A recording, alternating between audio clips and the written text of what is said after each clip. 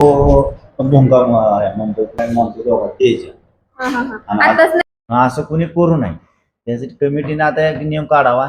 अशा उड्या टाकते त्यांना बॅनच करून टाकावा. 2 महिनेच बॅन करायचं. यात्रा कमिटीने एक असं करावं की साईडला जी बॅरिकेड लावते त्या बॅरिकेडच्या पब्लिक कोण मालक जरी असला तरी आत येऊन नाही दिला पाहिजे. आपला सरजा म्हणजे कसं त्या बैला आपला पहिल्यापासून जीव आहे ना, कडपर्यंत त्या बैला जीव राहणार. तेव्हा बैल बघितलं की सरांची आठवण येते. तुमचा मला 40-50 हजाराचा किती किती हजाराचे व्यवहार होते. पण ते व्यवहार तुम्ही केल्यानंतर माझं एकच म्हणणं आहे की त्याच्यानंतर मला शेटने त्यांचा मॅनेजरला पाठवून बोलवून घेतलं. मी स्वतःला माझ्या मनात तर म्हणतो की माझे एकटा मोठा कोण नाही, जेवढ्या प्रेक्षकाचं प्रेम. नमस्कार मित्रांनो, तर मी आज आहे बुद्या गावामध्ये, तालुका खटाव, जिल्हा सातारा. बैलगाडी क्षेत्र म्हटलं की आठवतात ते अनेक नाव गाजवणारे नंदी. या नंदींचे असंख्य लाखो चाहते असतात, परंतु वेगाने धावणाऱ्या या बैलांवर बसण्यासाठी वाघाचं काळीज असावं लागतं. आणि हेच वाघाचं काळीज घेऊन असंख्य तरुण बैलगाडा क्षेत्राच्या मैदानावर उतरत असतात. ज्यावेळी ड्रायव्हरांचा विषय येतो, बैलगाडी क्षेत्रामध्ये उतरणाऱ्या ड्रायव्हरांचा विषय निघतो, त्यावेळी एक नाव प्रकर्षाने जाणवतं, ते म्हणजे विठ्ठल नाना बुधकर. बुधगावची शान आणि तेजा बैलाच्या बैलगाडीचा मान म्हणून ज्यांना ओळखलं जातं तेच म्हणजे विठ्ठल नाना बुधकर. बैलगाडी क्षेत्रामध्ये ज्या नावाची दहशत आहे आणि ते क्षेत्र म्हटलं की यांच्या नावाचा गाजावाजा झाल्याशिवाय राहत नाही, तेच म्हणजेच विठ्ठल नाना बुधकर. तर या क्षेत्राविषयी, त्यांच्या प्रवासाविषयी, या क्षेत्रातील वास्तवाविषयी या व्हिडिओच्या माध्यमातून आपण त्यांच्याकडून जाणून घेणार आहोत. चला तर आपण त्यांच्याशी गप्पा मारूया. नमस्कार नाना. तर मित्रांनो, बैलगाडी क्षेत्रामध्ये ज्यांना हुकमी एक्का म्हटलं जातं तेच हे नाना. तर नाना, तुमच्याकडे आता कोणकोणती नंदी आहे, दाखवा आम्हाला.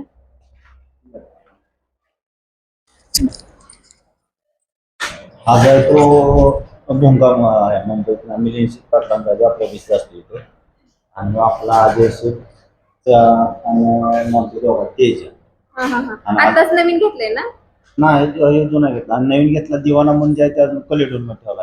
होय. हा, 3 बैल आहेत आपल्याला. तेजाचं आपण नाव मित्रांनो ऐकतो प्रत्येक मैदानामध्ये, चर्चेचं नाव म्हणजे तेजा, विठ्ठल नानांचा असणारा तेजा. तर नाना, आताच कुठलं तर मैदान मारले, कोणतं मैदान मारले तेजाला? पेडगावला मोठं मैदान आता 2 नंबर केला त्यानं. त्यानं देवाल्यानं 2 नंबर केला आणि ह्यानं 3 नंबर केला भोंग्यानं आणि यानं चिमण्यानं अवश्य. तर बघू शकताय मित्रांनो, तर बैलगाडी क्षेत्र म्हटलं की ज्यांना नसानसाचे जाणकार म्हणून विठ्ठल नानांच्याकडे पाहिलं जातं. तर या ठिकाणी असणारे आपण नंदी पाहिले, या ठिकाणी बक्षीस पण आहेत, अनेक मिळालेली पारितोषिक आहेत, शिल्ड आहेत, ते पण तुम्ही बघू शकता या ठिकाणी असणारे. हे सन्मान चिन्ह नाही तर त्यांनी जे केलेलं आहे कार्य किंवा त्यांचं कर्तृत्व आहे त्याच एक निशाणी म्हणून या ठिकाणी असणारे तुम्ही असंख्य पारितोषिक आणि या ठिकाणी असणारी बक्षीस बघू शकताय. तर त्यांच्या क्षेत्राविषयी आणि या क्षेत्रातलं वास्तव काय आहे याच्याविषयीच्या गप्पा आपण नानांशी मारणार आहोत. चला. तर नाना, सुरुवातीला तर तुमचं नाव संपूर्ण सांगा, गाव सांगा आणि तुमच्या कुटुंबाविषयी थोडंसं सांगा. माझं नाव विठ्ठल पांडुरंग चव्हाण, गाव बुध, तालुका खटाव, जिल्हा सातारा. मुळगाव माझं जेजुरीपाशी वाल्ले म्हणून आहे, ते गाव आहे. ते मूळ गाव आहे का? हा. आमचं गाव पंजोबाई आले तेव्हापासून इकडे स्थायिक आहे. कुटुंबामध्ये कोण कोण आहेत आता? कुटुंबात 2 भाव आहेत, भाऊ एक आहे, बहीण एक आहे. भावाची मंडळी आता त्याला 2 मुलं आहेत. आम्ही 5 जण आहे. आता मुलींची लग्न झाली. मुलगा? हा, मुलगा एक आहे का? तर नाना, तुम्ही जे यशाचं एक टोक गाठलेलं आहे, म्हणजे या क्षेत्रामध्ये तुमचं नाव टॉपला येतं, तर हे तुमचं टॉपला येणं किंवा तुमच्या प्रत्येक क्षेत्रामध्ये ह्या क्षेत्रामध्ये तुमचं नाव असणं, तर ह्याची सुरुवात कुठून झाली आणि तुमचं या क्षेत्रातलं गुरु कोण, याबद्दल आम्हाला ऐकायला आवडेल. हा, या शहरी क्षेत्रातला भिक्या मामा म्हणून आहे खटाला, तो गुरु मला या क्षेत्रात मोठ्या हे करायला सुरुवातीला त्यानं मोठी गाडी लागली मनाचा पोरा मी बसतो, लहान गाडी हलकी गाडी लागली मला स्वतः बसवायचं, खाली उभं राहायचं. सुरुवात कधीपासून झाली, म्हणजे या क्षेत्रामध्ये बैलगाड्या बघण्यापासून कशी काय सुरुवात झाली किंवा या क्षेत्राकडे कसं वळलात तुम्ही? पहिले आमची कसे म्हणजे शाळेत आम्ही जातच नव्हतो, त्यामुळे वडील बाहेर मुंबईला असायचे, त्यामुळे एवढं की धाट कोणाचा नव्हता एवढा. त्याच्यामुळे असं हे नाद लागत लागत एक गावा शेजारी मैदान राजापूरला पहिलं असायचं मैदान. त्या मैदानात जात जात गेलो मग परत अशी जवळची मैदानात जायला लागली की सव डोक्यातच घेतलं की आपण शिर्सी बघायला जायचं. सुरुवातीला तुम्ही मैदान बघायला जात होता, हा बघायला जायचं. त्यावेळी मग तुमचंही टॉपला असणं म्हणजे हा. या क्षेत्रामध्ये टॉपला असणं असं जाणार असं हा. विचार केलेला का तुम्ही, वाटलेलं का नाही तुम्ही वाटले एवढ्या? बी नव्हते की आज या क्षेत्रात एवढ्या एक नंबरला टॉपला आपण जाऊन थांबू. तर या तुमच्या यशाची सुरुवात कुठल्या मैदानापासून झाली? एक पहिल्यांदा एक 2-3 अड्डे मी गाडी पळवली, पण तेव्हा अनुभव नसल्यामुळे गाडी काव बाहेर जायची काव गाडी पळायची म्हणजे इकडे तिकडे जायची किंवा अशी लॉबी व्हायची. हा. त्यावेळेस कसं होतं की तासाला जरी बैल लागला तरी पूर्ण गाडी लॉबी द्यायची. सुरुवातीच्या वेळेस? हा म्हणजे त्या काळात हा. मग त्यावेळेस अशी तासाला लागली बाद व्हायची, पण तरी हे करायचं. मग परत अशीच म्हणली हे करायचं, मग कोणाची अशी कोणतं ही बारकी रेसरला घेऊन जायचं आणि पळवायची त्याच्या ह्याच्यात अनुभव येण्यासाठी. अनुभव येण्यासाठी. त्याच्यामुळे कोणत्याही अशी शिकवत माणसाची त्याच्यानंतर बाहेर चांगल्या एक नंबरच्या गाड्या हाणा शिकलो. त्याच्यावर पहिलं मैदान आठवते का तुम्हाला, त्यात तुम्ही नंबर किंवा गुलाल केला? एक नंबरचा पहिलं जिथनं मैदान सुरुवातच झाली तुमची? तुमचं खडकी नाव? मलवडी म्हणून एक खाली एक गाव हा. आहे. त्या मैदानाला आम्ही गेलो होतो. मी विहिरीच्या कामावर गेलो होतो. हा. मी आमचा बारका भाव, परिस्थिती गरीब होती. मग बारका भाऊ आहे आमचा, आम्ही विहिरीवर एका सायकली दोघं पुशी वापरून कामाला जायचो. मग ती आम्ही दोघं जणी गेलो आणि ते माणूस तिथे न्यायला आला. त्यांना ड्रायव्हर कोण मला तुझी काय हाजरी जी असते ती देतो. त्यावेळेस हाजरी किती होती? 50 रुपये हाजरी घेतली. एवढी कमी? हो. हम्म. मग तिथं आम्ही तेव्हा मला म्हणला चल तुझी हाजरी 50 रुपये तुला देतो पण चल. तिथनं माघारी मला त्यानं गाडीवर आणलं, आट्यावर नेलं आणि बाहेर जाणाऱ्या बैलावर एक नंबर केला मी त्यावेळी. तिथनं जी माझी अशी सुरुवात झाली ती चांगली झाली. तर बघू शकताय मित्रांनो, ज्यावेळी आपल्याला एखाद्या व्यक्तीचं यश दिसतं, विठ्ठल नानांचं आज नाव दिसतं, पण त्याच्या पाठीमागचा संघर्ष त्यांनी सांगितला की पहिल्यांदा विहिरीवर कामाला जाऊन तिथून पुढे त्यांनी त्या क्षेत्रामध्ये ते आले आणि तिथून पुढे इथपर्यंत आता नाव त्यांचं आहे आणि इथून पुढे पण राहणार यात शंकाच नाही. नाना, तुम्ही अनेक मैदानं मारली असतील, त्याच्यामधले आठवणीतलं मैदान कुठलं आहे सांगाल? मैदानं भरपूर आहेत, कारण ज्यावेळेस म्हणजे असं परत नवीन नवीन हाणायला लागलो गाडी, मग आपल्याला असं वाटायचं की आता एक कुशेगाव मैदान आपल्या या भागात म्हणजे महाराष्ट्रात एक नंबर म्हणलं तर कुशेगाव मैदान होतं. त्या मैदानाला यायचं. मग त्या मैदानाला आपली खंड होती काटकरवाडी, त्यांना बी ड्रायव्हर नवीन असल्यामुळे म्हणले बसले त्या खोंडात. बारी लहान खोंड आता सगळे मोठी होईल, पण म्हणले बसू. आम्हाला हवस आता बसावते कोण मोठ्या अड्ड्यात बसावते ती म्हणून बसलो. मग तिथं त्या गाडीवर गट काढला की म्हणलं पळाली वासराचा. मी शिमी बी काढला आणि दुसऱ्या दिवशी दुसरी फायनल बी एक नंबर त्या वासराने केला, लहान वासरांना घेऊन तुम्ही फायनल केला? एक नंबर केला होता. तर ही गोष्ट खरंच जे त्या क्षेत्रात आहे त्यांनाच माहिती, ही गोष्ट किती अवघड आहे. आणि अनिल आप्पा म्हणून काटकरवाडीचा त्यांचा फोन होता, तर त्या आप्पाही आपली मागणी छकड्याच्या कांब्या पडल्या. आता खोंड काय मोठा अड्डा म्हणल्यावर त्यांचं म्हणणं काय एक नंबर आपल्या खोंडाशी होत नाही, शेवट झाला असं. माणसं पब्लिक त्यांना पूर्ण म्हणायला आला, अरे आप्पा पळा की तुमच्या खोंडाने एक नंबर केलाय, कांब्या काय छकड्याच्या गोळा करताय. तवायला माहित झालं खोंडाने आपला एक नंबर केला. म्हणजे जे गोष्ट लोकांना म्हणजे वाटत नव्हतं की विश्वास नव्हता की. आणि मोठ्या अड्ड्यात कसं की त्यावेळेस स्टॉपची बैल की आज आता कसं आज एक नंबर करतो उद्या गटाला मारा खातो, त्यावेळेस तसं नव्हतं. जी गाडी एक नंबर करते तीच गाडी 5-6 मैदान एक नंबर करणार. त्यावेळी मैदान पण कमी असतील, आणखी मैदान कमी होती की, पण मैदान किती 11-12 चालू व्हायची. पण त्यावेळेस पंचांचा निकाल ह्यो अंतिम निकाल. आता तसं ना, आता टीव्ही स्क्रीन असून सुद्धा वाद होतात, म्हणजे लाईव्ह असून पण त्याच्यामध्ये वाद होते. तुमच्या काळामध्ये पहिल्या सुरुवातीच्या काळामध्ये तसं नव्हतं का? नव्हतं तसं काय. त्याच्या वेळी टॉपची असणारी बैल त्यावेळी पण आहेत, आता पण आहे, त्याच्यामध्ये तुम्हाला काय फरक जाणवतो तुमच्या सुरुवातीच्या काळातलं आणि आता पण तुम्ही त्या क्षेत्रात आहात? आता काय झालं, पहिलं जे होतं समजा आज एक गाडीने एक केला, 2 जरी केला, 3 केला तरी ती गाडी फोडत नव्हती. पहिली लोक एक 6-6 महिने पहिलं फिक्स असायचं, पण आता एक नंबर जरी आज केला तरी उद्या पायरा पडतो. त्याच्यामुळे बैल थांबणार नाही. आणि पैऱ्याचं पण बघतोय, त्याच्यामध्ये पण पैऱ्याचे कसं असते नक्की, कारण गरीबाचा एखादा म्हणजे प्रत्येकाची परिस्थिती अशी नसते की पैरा करण्यासारखी किंवा पैशाच्या बाबतीत आर्थिक परिस्थिती, तर मग ते गरीबाचा बैल कसा उजेडात येणार? आता पहिलं कसं होते, ज्यावेळेस आम्ही नवीन गाड्यात आणत होतो, सुरेश पालवणी त्यांच्या मागे आम्ही असायचो, त्यावेळेस पावती किती 25 रुपये 50 रुपये लय झालं 75 रुपये पावती, अशी पावती होत्या प्रवेश. मग त्यावेळेस त्या पुढच्या माणसाला जर आपण म्हणलं की बाबा प्रवेश बी आम्ही भरतो. तर ते माणूस लय खुश व्हायचा, पावती भरतोय म्हणलाय म्हणून. वायदी बिदी भाडे बिडे काय मागत नव्हती त्यावेळेस. पण आता तुम्ही वायदीचं प्रश्न कधीपासून आले? कारण तुमचा काळ म्हणताय, पण आता हे जास्तच वाढताना दिसते प्रमाणाच्या वायदीचा बाहेर. काळ ससा बाहुल्या महाल्या ही पळायला लागली की नाही. परत मोरे मायापेशी साहेब मुंबईला आला, तिथनं मग वायदीचा वाढत गेलं, तिथनं वाढलंच. म्हणजे त्या काळापर्यंत वायदीच नव्हतं शक्यतो ते. आता नाना, तुम्ही या क्षेत्रातले एक जाणकार आहेत. ह्या सगळ्या प्रकाराकडे बघताना त्यावेळी कुणी विरोध नाही केला सुरुवातीला वायदी प्रकाराला? नाही विरोध करा, म्हणजे त्यावेळेस कसं की असं बोलत नव्हती. जरी मी वायदी दिली की पुढच्या माणसाला, तरी त्याला सांगा दिली म्हणून नको बस. बरोबर. का तर माणूस त्यावेळेस इज्जती पाय गप्प बसायचा. पण आता ज्यावेळेस नाक पडायला लागला तेव्हा ते वायदीचा प्रश्न आता बाहेर, आता डायरेक्ट किंमतच समजते की तिची वायदी. किंमत समजते. आणि खऱ्या अर्थानं हे क्षेत्र जरी नावाजलेलं असलं तर ह्या गोष्टीकडे बघताना आपण थोडा विचार करणं गरजेचं आहे. पहिले कसं होतं, गोरगरिबाचं समजा आता खोंड एखादा झाला गेला तर त्या खोंडाचे पैसे होत होते. पण आता जरी घेतला तरी माणूस म्हणते आज आता आपण 50,000 घेतला तरी याला लाख रुपये वायदी द्यायला. हे आणि पुढचा किंमत प्रश्न खूपच- विचार करतोय. खूपच मोठी आहे आणि किंमत. आणि गोरगरिबाचा तसा देव खेळ राहिला नाही, नाही पैसेवाल्यांचा राहिला. खेळ राहिला. तुमचं स्पष्ट मत आहे याबाबत? गोरगरिबाचं नाही राहिलेलं. गोरगरिबाचा खेळ राहिला नाही. गोरगरिबाने दावणी विकलेले फायदे. आणि याच्यामध्ये म्हणजे म्हणजे खरंच नाना जे सांगतायत ते अनुभवाचं बोल आहेत. ते त्या क्षेत्रामध्ये अजूनही आहेत आणि पहिल्यापासून पण ते बघतायत. आता तुम्ही एक विचार करा की आता समजा आपण 50,000 वासरू आहे, त्याला समजा तुम्ही 2 लाख खर्च केला, तुमचं वासरू विकलं ते 3 लाखाला, काय तुम्हाला शिल्लक राहिली? तेवढं एवढ्या पैशाला विकलं, पण मागचा खर्च आणि ते पोरांचा खर्च जर काढला तर काहीच निघत नाही. म्हणून खेळ फक्त पैसेवाल्यांसाठी झालाय, बाकी काय नाही. हे खरंच आहे नाना. आणि आता आपण बघतो तुम्ही पण एक उत्कृष्ट ड्रायव्हर आहात, टॉपचे ड्रायव्हर आहेत.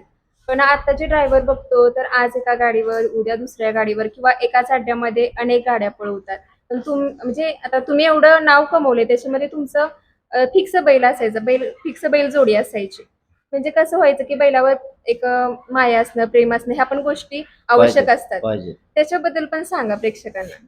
कारण आज ड्रायव्हर पण बदलतात प्रत्येक गाडीवर, किंवा पैशासाठी पण थोड्याफार प्रमाणात ते चालल्यासारखं वाटतं. पण आता माझी एकच, आता म्हणजे आता नवीन ड्रायव्हर पिढी झाली, त्यांना माझी एकच इच्छा आहे की आज नंदी पोळतोय, आपण पळवायचं काम करतोय, त्याला आपल्या बँगात आहे, त्याच्या बँगात धमक आहे म्हणतो, धमक धावतोय. पण तुम्ही कच्च्यावनं जर उड्या टाकून दुसऱ्या गाडीची आशा करत असला तर ते ड्रायव्हर होऊ शकत नाही. मग ते निवळ पैशाच्या मागे लागून माणूस आहे. तर तसं कोणाची गाडी पुढच्या माणसाने, पुढच्या मालकाच्या हातात जोपर्यंत बैल गावत नाहीत तोपर्यंत उडी टाकू नये. व समजा काय अडचण असल्या तर, समजा पुढे अडचण आहे तर बैलाच काय ड्रायव्हर उतरला म्हणजे पब्लिक जसं ओरडल अशी गाडी पळत कुणीकडे पळते. म्हणजे कोणीकडे जाऊन बैलाला लागाला की असं महत्वाचं काय होऊ नये, त्याचा सगळ्यात महत्वाचा विचार केला. आणि असं जर कोणी करत झालं ते कमिटीने निर्णय घेऊन ड्रायव्हरच असं जी उड्या टाकतात ना, आता शेवटी पुढे अडचण आल्यावर तिथं उडी टाकण्या तिथं मान्य करतो आपण. शेवटी कसं आहे, माणसात तोंड दाबल्यावर नाक वाढतं. आपल्या जीवावर जर आलं तर तिथं उडी टाकावी, तिथं हरकत नाही काय. पण तुम्ही बिना कामाच्या उड्या टाकून जर असं काही केलं तर, कृत्य केलं तर, मागच्या गाडीला तिथनं उडी टाकायची, कच्च्यावर माघारी पळायची गाडी आणा, त्याला काय अर्थ नाही ना. ते असं कोणी करू नये.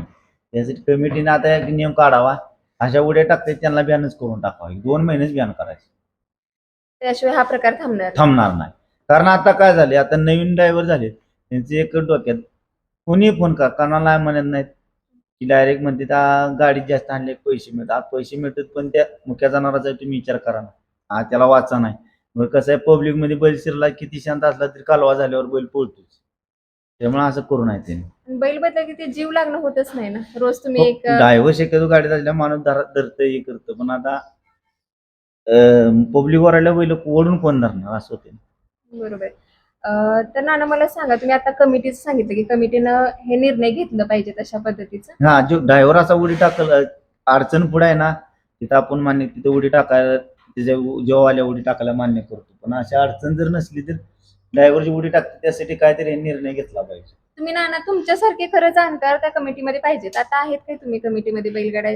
कमिटीत नाही आपण. खरं तुमच्यासारखे लोक असले तरच ते समजते, कारण त्या नाही कसं आहे, क्षेत्रात- सगळ्यांनी जर तक्रार दिली की नाही तर. आणि महत्वाचं आता जे मैदान भरतायत की पाठीमागे जे बॅरिकेड आहे, हम्म. आता बॅरिकेड कडेपर्यंत लावते की नाही, तिथलं मागचं एक तुम्ही बॅरिकेड कमी करा, पुढं वाढा, काय निकाल फाटीपासून पुढे एक 10-20 फूट जरी बॅरिकेड गेलं तर पुढच्या कडच्या गाडीला त्रास होत नाही की पब्लिक आत शिरत नाही ना जागेवर.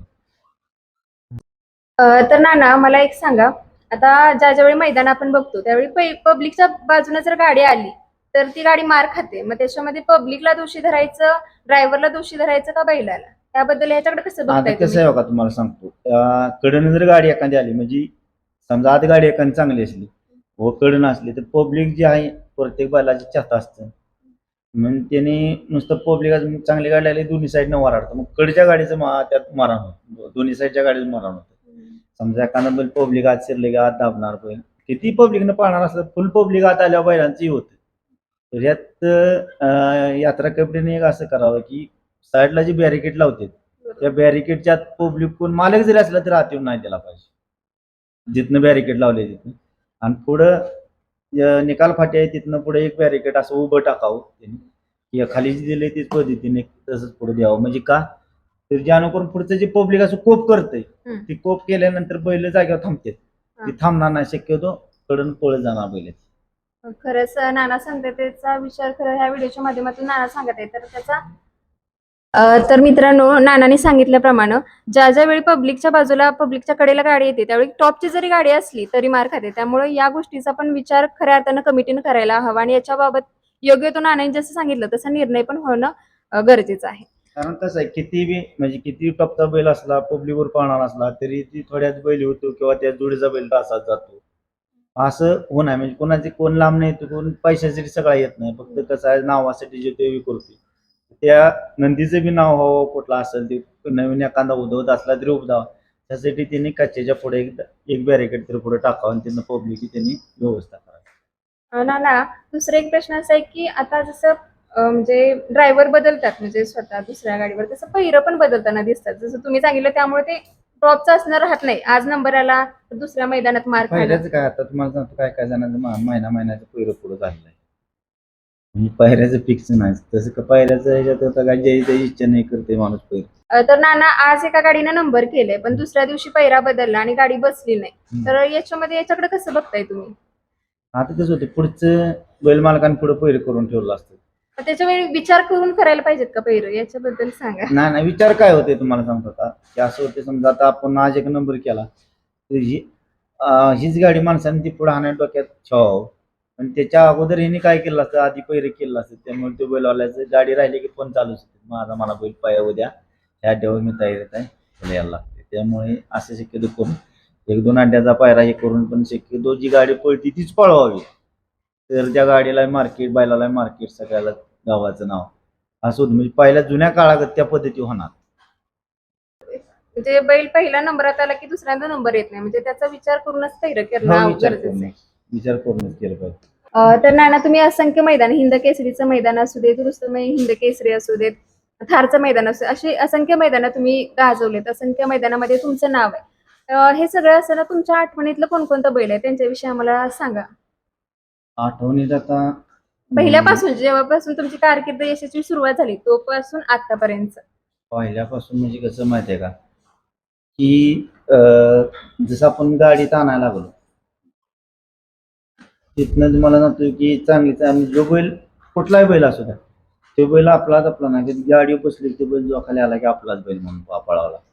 तसंच मी ज्यावेळेस म्हणजे फॉर्म्युल्याच्या सुरुवातीला न्हावीच्या वजीरवर आलो, न्हावीच्या वजीरनंतर परत मला बकासूर, सोन्या ही दोन्ही बैल भेटली, मग चांगले बैल. ते असं अजून की नाही की यो नंबरातला बैल, तो बैल माझ्या हाताखालनं गेला, सगळे एक नंबरातले बैल माझ्या हाताखालनं गेली. सर्जा आणि तेजा बैलाबद्दल काय सांगाल? सर्जाबद्दल आणि तेजा बैलाबद्दल. सर्जा आपला सर्जा म्हणजे कसा, त्या बैला आपला पहिल्यापासून जीव आहे ना, कडपर्यंत त्या बैला जीव राहणार. म्हणजे सगळ्यांच्या पेक्षा एक वेगळं नातं सर्जामध्ये हो आहे ना, तुमचं. कारण का तर त्या बैलात आपण तो बैल बघितलं की सरांची आठवण येते, आणि त्या बैलाला म्हणजे सरांनी त्याच्या गाडीने मार खाल्ला तर सर त्यावेळेस रडायचं, सर्जाने मार खाल्ला. त्याच्यामुळे त्या बैलाविषयी मी कधी कुणी काय म्हणलं तरी मी त्या बैलाला कधीच विसरू शकत नाही. खरंच आहे, एक जीव लागणं असतं ते, आणि ते तुम्हालाच माहिती असतं त्याच्याबद्दल. तर नाना, तुम्ही सरांचा विषय काढला, सरांना जाऊन 1 वर्षाचा कालावधी हो, होत वर्ष आहे. झालं. तर त्याच्यानंतर पण तुम्ही त्या मैदानामध्ये त्यांच्या नावानेच पावती करताय. तर त्यांचं आणि तुमचं ऋणानुबंध कसं सुरू झालं, आणि तुम्ही जपताना पण दिसतंय. त्यांचं कसं झालं, सरांचं ना माझं आधी नुसतं फोनवर बोलणं व्हायचं. त्याच्यानंतर ते मला म्हणायचं असं असं बैल घ्यायची. त्यांना मी सांगितलं असा एक बैल घेऊया आपण. एवढीच आपण नुसतं असंही करण्यापेक्षा म्हणजे ते बैल घेऊन, मग त्याच्यानंतर आम्ही तो सर्जा घेतला. हा. सर्जा घेतला की सर्जा घेतले सर्जानं थारचं 1 नंबर केलेली. परत असं जे रुटीन बसत बसत येत त्याच्यानंतर परत सुंदर घेतला.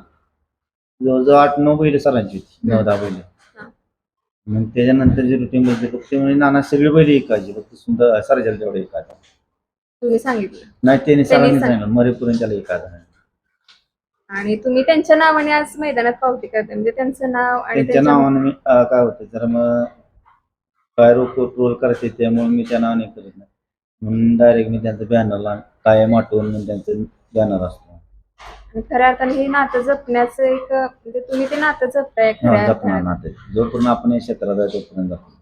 आता जेव्हा सरांच्या बरोबर तुम्ही होता त्यावेळी तुम्ही मैदानात जात होता, तर आता सर नाही येते, मग मैदानावर जाता त्यावेळी तुम्हाला त्यांची कमी जाणवते का? जाणवतं, कारण कसं आताशी म्हणजे त्यावेळेस कसं संघचित नाही जायचं. जरी पिकअप पुढे चालली तरी ती पाठीमागे चालायची गाडी. पहिल्यापासून त्यांची गोष्ट चांगली झाली. आणि नाना, दुसरं एक मला सांगा, बैलगाडा क्षेत्र म्हटलं की जसं नाव आहे, प्रसिद्ध आहे, पैसा आहे, सगळं काय आहे. परंतु अशा काही घटना होतात त्याच्यामुळं बैलगाडा क्षेत्राला गालबोट लागल्यासारखं वाटतंय. एका व्यवहारातून हे सगळं प्रकरण झाल्याचं उजेडास येते. तर याबद्दल पण काय वाटते तुम्हाला?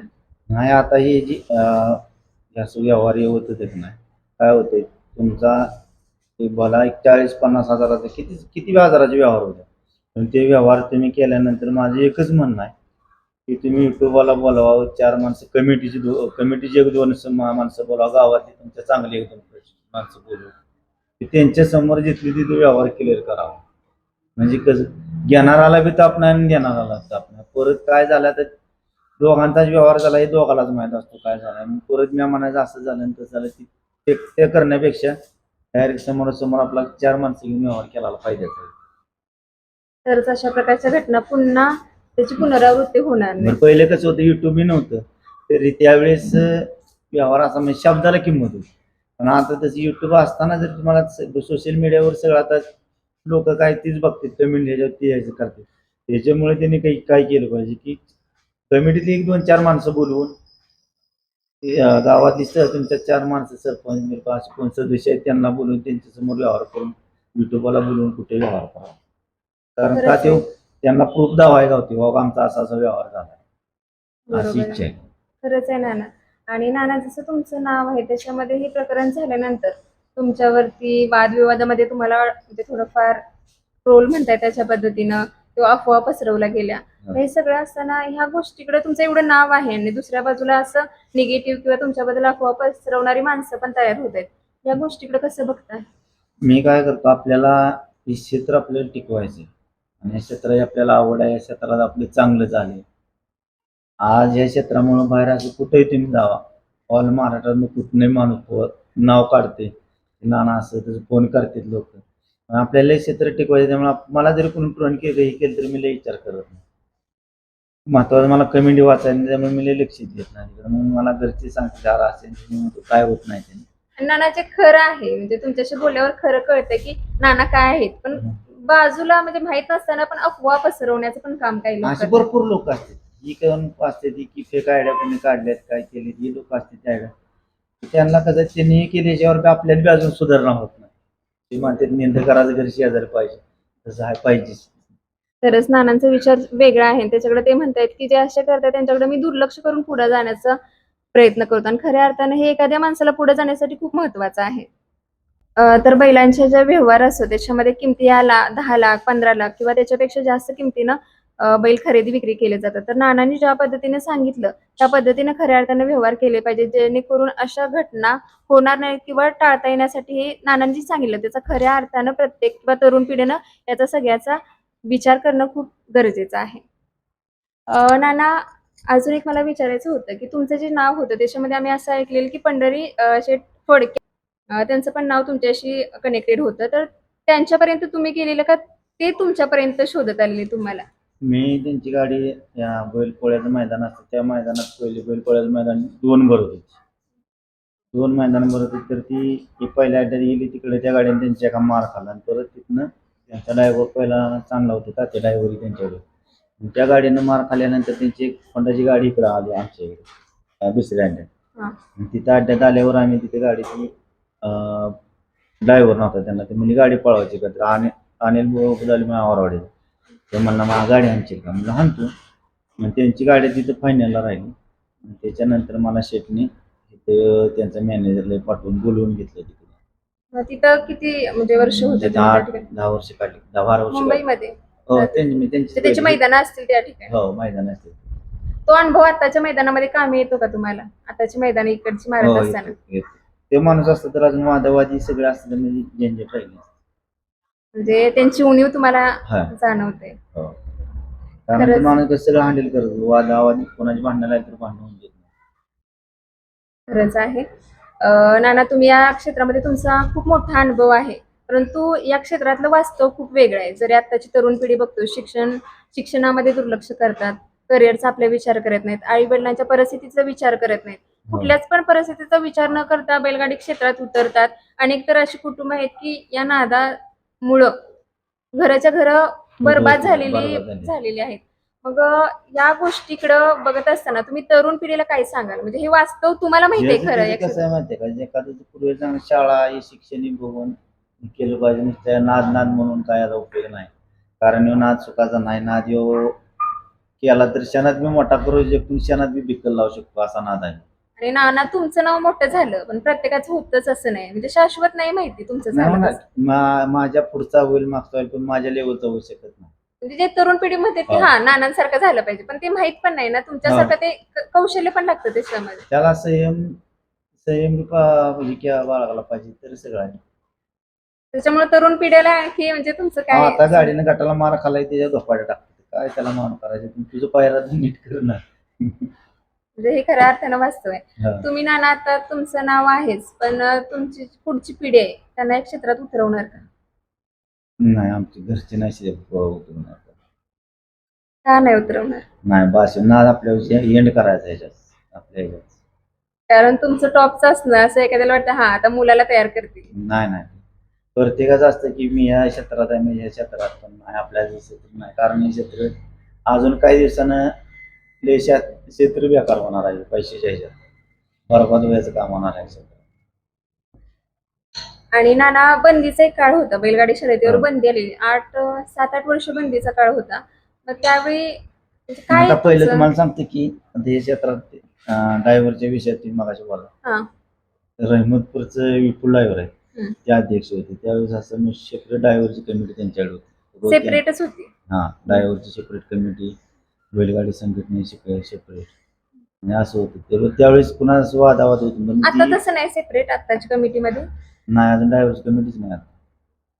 विपुल ड्रायव्हर होता त्यावेळेस मी सगळी कमिटी सगळी होती तर त्यावेळेस मी आधी स्वतः ते जाऊन बघायचं रान कसं आहे अडचण आहे पुढं काय असं. आता तसलं काय नाही आता कमिटी ड्रायव्हरची नाही त्यामुळे कोणी एवढं लक्ष देत. बंदीच्या काळात तुम्हाला वाटलेलं का ही बंदी जाईल आणि पुन्हा शर्यती सुरू होतील असं वाटलेलं त्यावेळी तुम्हाला? कारण एवढा गॅप होता ना बऱ्याच वर्षांचा. हो कारण वाटत नव्हतं ही पण ते शेवागिरी माना सगळ्याला पावलं आणि तिथनं चालू झालं. तो पिरियड होता 8 वर्षांचा 8-9 वर्षांचा, त्यावेळी तुम्ही काय करायचं? नाही शर्ती व्हायच्या बंदीत शर्ती होत होती आम्ही बंदीत जातो शर्तीला पहाटे जायचं सकाळ शर्यती सासूर पाठवून 6ला तर 7ला शर्ती म्हणून माघारी येत होत्या. प्रमाण खूप कमी असेल. हा प्रमाण. तर नाना, तुम्ही अनेक बैल खरेदी करत असता आणि ते बैल तयार पण करता आणि ते नम्रात पण असतात, त्यांचा गुलाल पण होतो. तर आताची खरेदी विक्री असते किंवा खरेदी करत असताना तरुण पिढीला तुम्ही काय सांगाल की बैल घेत असताना आता तुम्ही तेजा घेतला त्यांनी पण नाव कमवत आहे, प्रत्येक मैदान गाजवत आहे, तर तरुण पिढीला तुम्ही काय सांगाल बैल घेताना काय बघितलं पाहिजे? बैलाच कसं आहे शरीर काय काय नजरवी असतं काय म्हणजे नजरवी असतं की हे बैल काय करेल काय नाही ते अंग कसं पातळ पाहिजे का कातीला रट पाहिजे हे बघून हाता पायल्याला बैल बघून शेतीला याला बघून बैल घेतला. म्हणजे एक जाणकारच पाहिजे त्याच्यामधलं आणि तिथून जाणकार. पुढे विकत घेतला हा. पाहिजे. त्याच्यानंतर नाना तुम्ही जसं सांगितलं की एखाद्या बैलावर एखाद्या नंदीवर शर्यतीत जात असताना एक जीव बसला पाहिजे. हम्म. तसं तुम्हाला कधी वाटलं का? म्हणजे तुमचा तर प्रत्येक नंदीवर तुम्ही म्हटलं की ज्यावेळी मी मैदानामध्ये असतो प्रत्येक नंदी हा माझाच असतो हम्म. असं म्हटलं. तर तसं तुम्हाला कधी जाणवलं की एखाद्या नंदीनं पण तुमच्यावर जीव लावलाय असं एखादा आठवण आहे का? म्हणजे तुम्हाला वाटलं का माणसाप्रमाणे त्याचा पण माझ्यावर जीव लागलाय? आहे. अजून मी सांगतो तुम्हाला, कधी तुम्ही निटाम्या सरजा ऑफिस गिरी मध्ये डोळ्यानं पाणी येतं. आजही आजही मला जवळ गेली डोळ्यानं पाणी येतं. झोपायच्या टायमाला गेली पाणी येणार त्यावेळेला डोळ्यात.